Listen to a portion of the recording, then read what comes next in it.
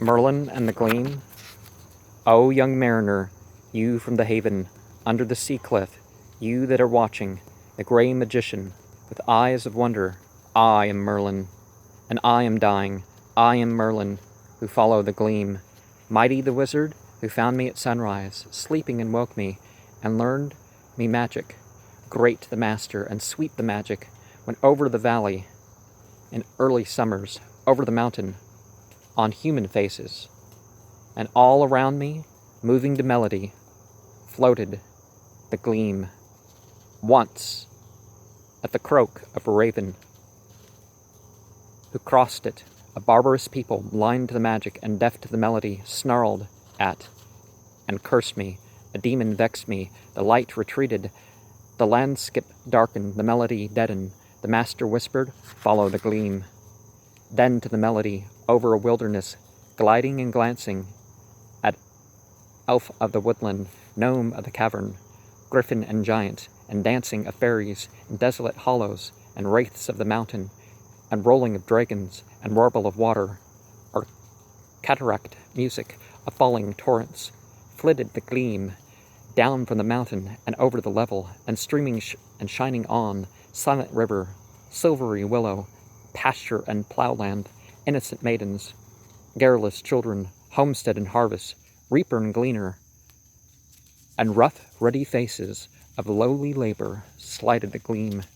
Then with a melody, stronger and statelier, led me at length to the city and palace of Arthur the king, touched at the golden, crossed the churches, flashed on the tournament, flickered and bickered from helmet to helmet, and last on the forehead of Arthur the blameless rested the Gleam. Clouds and darkness closed upon Camelot. Arthur had vanished, I knew not whither. The king who loved me and cannot die, for out of the darkness, silent and slowly, the Gleam that had waned to a wintry glimmer on ice fallow and faded forests drew to the valley, named of the shadow, and slowly brightening out of the glimmer, and slowly moving again to a melody, yearningly tender, fell on the shadow, no longer a shadow, but clothed with the Gleam, and broader and brighter, and Gleam flying onward, wed to the melody, sang through the world, and slower and fainter, old and weary, but eager to follow, I saw whenever, in passing, it glanced upon hamlet or city, that under the crosses, the dead man's garden, the mortal hillock, would break into blossom, and so to the land's last limit I came, and can no longer but die rejoicing, for through the magic of him, the mighty, who taught me in childhood, there on the border of boundless ocean, and all but in heaven hovers the Gleam, not of the sunlight, nor the moonlight, nor of the starlight. O young mariner, down to the haven, call your companions, launch your vessel, and crowd your canvas, and ere it vanishes over the margin, after it, follow the Gleam. Now, it can be said that magic is willful changes of consciousness. Magic is the art and science of religion.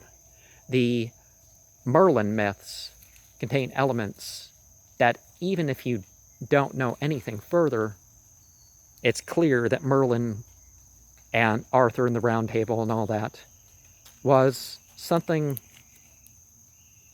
Christianized so that they can continue the story, just like a lot of saints were. But there's experience to be had out there. If religion is the relationship with God and the created, well, certainly acknowledging all the created, the different types of things, those wider, those greater and greater, shown in starlight, moonlight, sunlight. Of course, some of the stars are bigger, but that's not the point. From our perspective here on Earth, we see an effect with the stars, greater effect with the moon, and even greater effect with the sun. And Merlin was obviously one that was in touch with these natural forces and can work them, rather than taking off the natural man, as Pauline Christianity would have taught him. But whether these saints and these other beings are Christianized in it, the non-Christians were turned into saints, and the various things and beings that people worshipped were turned into saints. Whether or not that was the case, or whether they were Christians whose status was exalted to fill in gaps for society as they perceived them, the point is still really the same. We can go beyond that to get in touch with these energies and abilities ourselves. Our cosmology of beings can extend beyond the explicit mention in books. Who knows? In this forest, I may come back later today and record another video or another few videos or whatever, and I may meet a type of being that's, okay, it may be a subdivision of another type of being, but I may meet a type of being or an entity and know its name or something like that I have not before. And sometimes without many places, there's a presence there. And even in the most mundane matters, there's something more than what we realize. Even our bodies, we're not conscious about most of what goes on in our own bodies. That's why the psychological diagrams have this chord that they draw.